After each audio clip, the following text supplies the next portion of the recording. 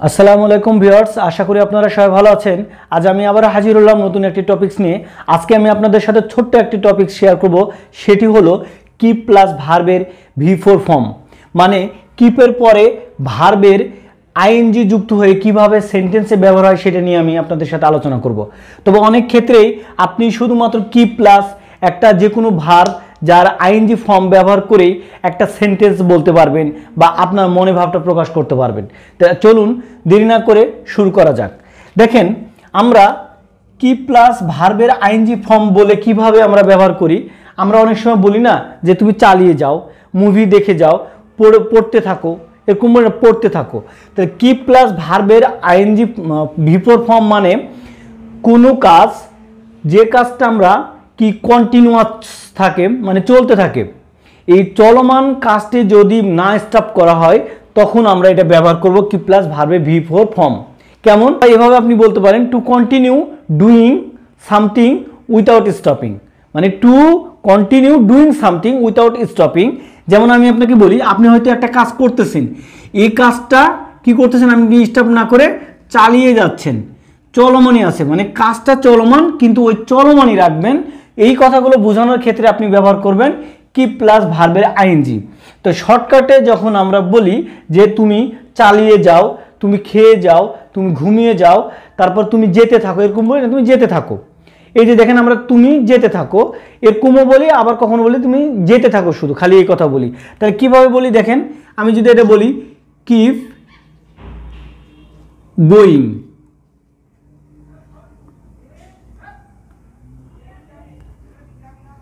Keep going মানে যেতে থাকো, ওকে।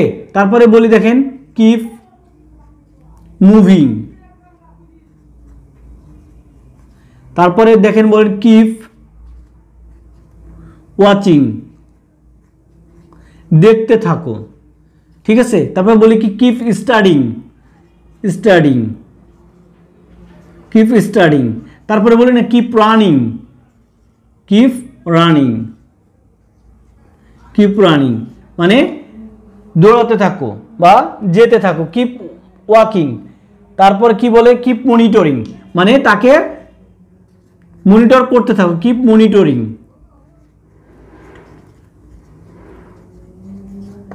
দেখেন, এই ছোট্ট দুইটা ওয়ার্ড দিয়ে কেউ আমরা সেন্টেন্স করে থাকি বা আমাদের মনের কথাটা বলে থাকি। তাহলে দেখেন, আমরা ইজিলি ভাবে কিন্তু এই কথাগুলো বলতে পারি, কিন্তু আমরা না জানার কারণে এটা কিন্তু আমরা বলতে পারি না। এই কথাগুলো সহজে বলতে পারি না, keep monitoring, keep watching, keep studying, keep going, keep moving, ওকে।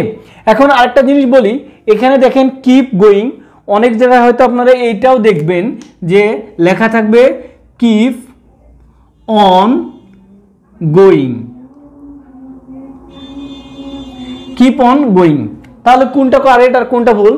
না বন্ধুরা, দুইটাই ঠিক, আপনি দুইটাই বলতে পারবেন, কিপ গোয়িংও বলতে পারবেন, কিপ অন গোয়িং এটাও বলতে পারবেন, আপনি দুইটাই ব্যবহার করতে পারবেন। তো এই গেল দেখেন কিপ প্লাস ভার্বে V1 ফর, শুধু ফোর ব্যবহার করে, মানে ভার্বের আইএনজি ফর্ম ব্যবহার করে শুধুমাত্র এইটুক দুইটা ওয়ার্ড দিয়ে আপনি আপনার মনের কথা প্রকাশ করতে পারবেন। এছাড়াও আমরা অন্যভাবেও বলতে পারবো বা এই কিপে ব্যবহার করতে পারবো, সেটা আমি আপনাদেরকে আবার দেখাচ্ছি। যদি আমি এটা বলি হি ইজ গোয়িং বা হি ইজ ওয়াচিং টিভি। দেখেন তো, হি ইজ গোয়িং মানে সে যাইতেছে, আর he is watching, watching, he is watching TV, সে টিভি দেখতেছে। এটা কি? এটা আমরা জানি প্রেজেন্ট কন্টিনিউয়াস টেন্স। যদি ওয়াজ বসাতে হবে এখানে তাহলে হতো পাস্ট কন্টিনিউয়াস টেন্স। তার মানে কন্টিনিউয়াস মানে আমরা কি জানি? কন্টিনিউয়াস মানে আমরা জানি যে কোনো ক্রিয়া চলতে থাকবে, এরকম বোঝালে আমরা সেই জায়গায় ব্যবহার করি কি কন্টিনিউয়াস টেন্স। কিন্তু এই যে কন্টিনিউয়াস একটা টেন্স বলছি, এই টেন্সটাকে আমরা যদি বলি যে একটা কাজ কি ক্রিয়াটা চলতেছে, এই ক্রিয়াটাকে আমি যদি বোঝাতে চাই, এই ক্রিয়াটাকে আমি যদি একটু বোঝাতে চাই যেভাবে এই ক্রিয়াটা চলতেই থাকবে, কারণ দেখেন আমি প্রথমেই বলেছি কি বলেছি যে two continue doing something without stopping, মানে কোনো স্টপ ছাড়াই কোনো কিছু যখন চলতে থাকবে মানে কন্টিনিউ থাকবে, তার মানে তখন এটা বোঝাবে যে এটার বন্ধ, তখন সে টিভি দেখতেই ছিল, মানে সে টিভি দেখতেই থাকলো, সে টিভি দেখতেছে আর বলছে সে টিভি তো দেখতেছিল, এটা কি হচ্ছে, এটা কন্টিনিউ থাকবে। তখন আমরা ব্যবহার করব কিভাবে দেখেন, এই সেন্টেন্সটাকে আমি যদি বলি, কি বলতেছি, হি keeps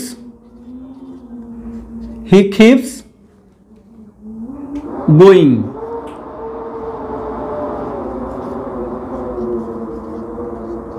he keeps going there, সে সেখানে যেতে থাকলো। তাহলে দেখেন এই জায়গায় বলছে হি ইজ গোয়িং, সে যাইতেছে, আর এখানে হি কিপস গোয়িং দেয়ার, তাহলে দেখেন এটাও কিন্তু কন্টিনিউয়াস বোঝাচ্ছে, কিন্তু কি তার কন্টিনিউয়াস কাজটা কি চলমানই থাকবে, বন্ধ হবে না। এরকম যখন বুঝাবে তখন আমরা কিন্তু এইভাবে সেন্টেন্সগুলো বলবো। সেই ক্ষেত্রে এই স্ট্রাকচারটা কিন্তু আলাদা। স্ট্রাকচারটা কি হয়ে যাচ্ছে দেখেন, এক্ষেত্রে স্ট্রাকচারটা হয়ে যাচ্ছে তখন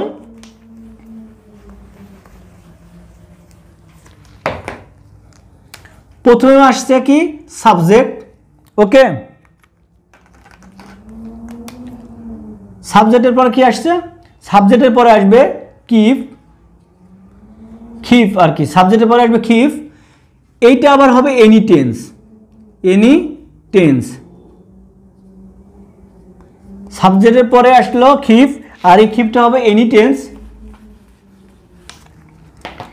তারপরে আসবে হলো ভার্বের V4 ফর্ম, মানে ভার্বের আইএনজি ফর্ম, তারপরে আসবে আপনার আদার্স, ওকে, তারপরে কি আসবে, তারপরে আসবে আদার্স, থাকলে আদার্স। কিভাবে দেখেন যে এনি টেন্স হবে, আমি সেগুলো এক্সাম্পল সহকারে দেখাচ্ছি। যদি আমি বলি যে সে কি পড়তে থাকলো, তাহলে হি keeps, তখন কি কিপস হবে না খিপস হবে, তখন এস যুক্ত হবে, এই জন্য হিটা থার্ড পারসন সিঙ্গুলার নাম্বার জন্য, তাহলে হি keeps কি পড়তে থাকলো, তাহলে স্টাডিং,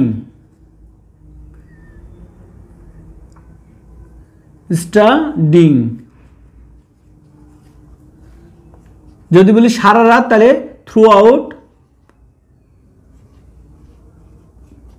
দ্য নাইট,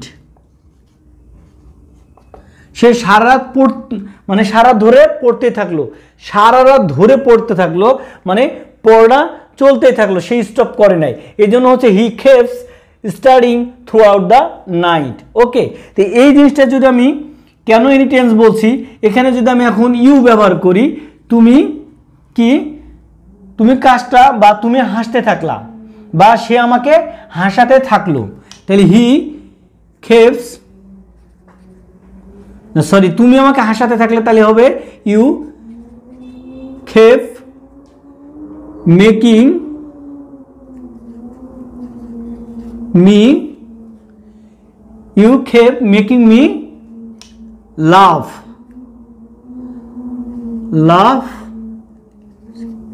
লাফিং, ওকে, তুমি আমাকে হাসাতেই থাকলা, ইউ keep মেকিং মি লাফিং। এখানে একটু পজিটিভ ভার্বে ব্যবহার করছে, একটু জটিল আছে, আপনারা চাইলে এটা স্কেপ করতে পারেন। আবার যদি বলি যে তারা কি দৌড়াতে থাকলো, তাহলে দে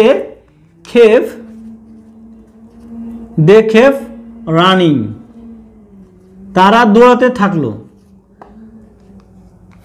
তাহলে দে keep রানিং, তারা দৌড়াতে থাকলো। তাহলে দেখেন এই জায়গায় আমি ব্যবহার করলাম হলো keeps, আর এখানে ব্যবহার করলাম হলো keep, তার মানে এখানে কি হচ্ছে, এটা থার্ড পারসন সিঙ্গুলার নাম্বার হওয়ার জন্য এখানে গেছে এস যুক্ত হয়ে গেছে, আর এটা কি হচ্ছে সেকেন্ড পারসন হওয়ার জন্য এখানে শুধুমাত্র keep ব্যবহার হয়েছে। তাহলে এখানে কি হচ্ছে, টেন্সের ব্যবহার হচ্ছে না। আবার টেন্সের ব্যবহার একটু দেখাই, যদি আমি বলি যে সে কি হলো, সে দৌড়াতেই ছিল, মানে এমন যদি অতীতের কথা বোঝাতে চান যে সে দৌড়াতে ছিল, তাহলে কি হবে, হি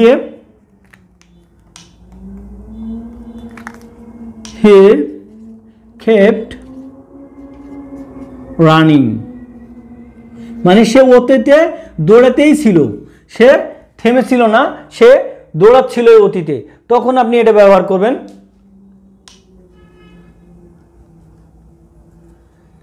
সে অতীতে কি দৌড়াতেই ছিল, তাহলে এখানে তখন আপনি ব্যবহার করছেন কি কেপ্ট ব্যবহার করতেছেন।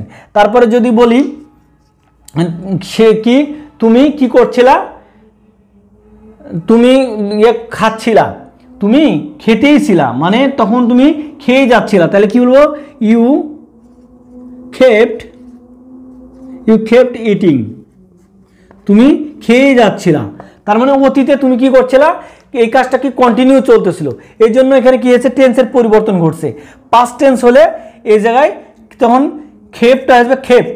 ওকে, তবে একটা কথা বলি, সবসময় কি হবে চেঞ্জটা হচ্ছে, যেহেতু এই কেপ্টটা হচ্ছে এর উচ্চারণ কিন্তু আপনারা কি বলবেন না, কিপ বলবেন না, কিপ, অনেকে বলবেন কিপ না, এটা ক্ষয়ের উচ্চারণ খেফ, এর উচ্চারণ হবে খেফ, আর এটা ফয়ের উচ্চারণ হবে, তাহলে খেফ, কিপ না হয় খেফ, তাহলে ইউ কেপ্ট ইটিং মানে তুমি খেয়ে যাচ্ছিলা। তাহলে দেখেন এই খেফ, এটা হচ্ছে কি মূল ভার্ব, আর এই মূল ভার্বটা হলো টেন্স অনুসারে চেঞ্জ হবে। প্রেজেন্ট টেন্স হলে খেফ, পাস্ট টেন্স হলে কেপ্ট, আর ফিউচার টেন্স হলে আপনি কি ব্যবহার করবেন উইলের সাথে যোগ হবে। একটা দেখায় সেন্টেন্স, তাহলে ক্লিয়ার হবে যে তুমি পড়তেই থাকবা, তাহলে ইউ উইল কেপ কি রিডিং, তুমি পেপার পড়তেই থাকবা।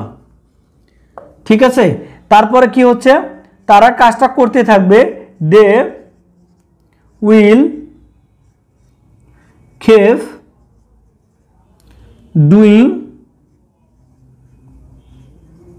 দ্য ওয়ার্ক, মানে তারা কাজ করা বন্ধ করবে না, তারা কাজটা করতেই থাকবে। They will keep doing the work, তারা কাজটা করতে থাকবে। তাহলে বুঝতে পারছেন যে এই কেপটা কি হচ্ছে টেন্স অনুসারে চেঞ্জ হচ্ছে।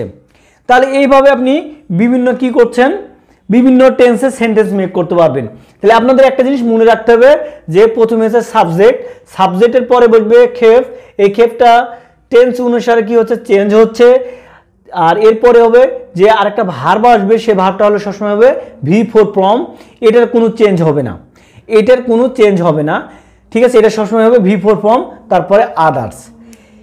এইটা যদি এখন আমরা কি করতে যাই ইন্টারোগেটিভ সেন্টেন্স করতে যাই, তাহলে ইন্টারোগেটিভ সেন্টেন্স করতে পারবেন কিনা একটু দেখেন। যে সে এখানে বলছে he keeps studying throughout the night, সে সারা রাত ধরে কি পড়তে থাকলো। এখন যদি আপনি বলেন যে সে কি সারা রাত ধরে পড়ে যাচ্ছিল, সে কি সারা রাত ধরে পড়ে যাচ্ছিল, তাহলে কিভাবে বলবেন, সে কি সারা ধরে পড়ে যাচ্ছিল। প্রশ্ন করতে বলে ডু বা ডাজ আসবে, ডাজ আসবে হলো থার্ড পারসন সিঙ্গুলার নাম্বারের ক্ষেত্রে, তাহলে সে কি হচ্ছে, সে কি সারা ধরে পড়ে যাচ্ছিল, তাহলে ডাজ হি কেপ, তখন কেপস হবে না keep, does he keep studying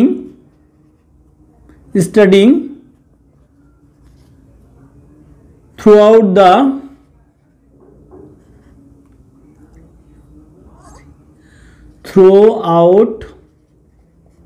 the night, throughout মানে কি, throughout মানে কিন্তু পুরো, যেমন বলে হোল নাইট, এই হোলের পরিবর্তে আপনারা throughout মানে পুরো রাত ধরে সে কি পড়ে যাচ্ছিল, মানে কি সে পড়াটা কন্টিনিউয়াস করেই যাচ্ছিল। ঠিক আছে, তাহলে আপনি এইভাবে ডাজ বা কি তুমি কি খেয়ে যাচ্ছিলে, মানে তুমি কি খেয়ে যাচ্ছিলে, মানে বুঝেছো তুমি কি খেয়ে যাচ্ছ, তুমি এখনো কি খেয়ে যাচ্ছ, বা তুমি কি এখনো কাজটা করে যাচ্ছ, এরকম বুঝো না, তুমি কি এখনো কাজটা করে যাচ্ছ, তাহলে তুমি কি এখনো ডু ইউ, একই একটা যদি বলতে চান, বা তুমি কি এখনো টিভি দেখে যাচ্ছ এটাও বলতে পারেন, ডু ইউ কেপ ওয়াচিং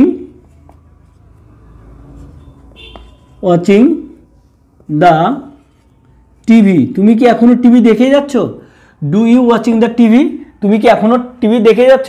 তাহলে ডু বা ডাস ব্যবহার করে কিভাবে আমরা প্রশ্ন করতেছি বুঝতে পারছেন। এখানে কি হচ্ছে, তাহলে এর স্ট্রাকচারটা দেখেন, খালি আসছে সাবজেক্টের আগে আসছে ডাস অথবা ডু, তারপর হলো সাবজেক্টের পরে কি আসবে কেপ। এই ডাজ আর ডু যখন বসে গেল তখন এখানে আর কোনো চেঞ্জ হবে না, সবসময় খেপ হবে, কে ডবল ই পি খেপ, মানে সবসময় আর খেপ হবে, এটা কোনো আর টেন্স চেঞ্জ হবে না, যেহেতু ডু বা ডাজ বসে গেছে, ঠিক আছে। তারপরে হবে কি ভার্বের বিফোর ফর্ম, এটার কোনো চেঞ্জ নাই, তারপরে আদার্স। এখন প্রশ্ন, এখানে যদি আপনি অতীত বোঝাতে যান, যেমন এখানে যদি ব্যবহার করতে যান তাহলে এখানে ডিড বসাতে হবে, ডিড বসা গেলে এরপরেও সেম থাকবে। আবার ফিউচার বসাতে যদি যান, ফিউচারে কোশ্চিন করতে যান, একইভাবে এখানে উইলটা আগে আসবে, উইল আসার পরে সাবজেক্ট, সাবজেক্টের পরে খিপ, তারপরে বিফোর ফর্ম, তারপরে আদার্স। এইভাবে কিন্তু আপনারা বিভিন্ন কোশ্চিন মেক করতে পারবেন। তো বন্ধুরা, এইভাবে অতি সহজেই খেপ প্লাস ভাবে বিফোর ফর্ম ব্যবহার করে বিভিন্ন সেন্টেন্স মেক করতে পারবেন। তো আর দেরি না করে আপনারা নিজেরা বাসায় বসে প্র্যাকটিস করেন, তাহলে এই খেপের ব্যবহার নিয়ে আপনাদের আর কোনো কনফিউশন থাকবে না। তো বন্ধুরা, আজকের মতো এখানে ভিডিওটি শেষ করছি। যদি ভিডিওটি আপনাদের জন্য একটু হেল্পফুল হয়ে থাকে তবে অবশ্যই আমার চ্যানেলটি সাবস্ক্রাইব করে পাশে থাকবেন। আসসালামু আলাইকুম, আল্লাহ হাফেজ।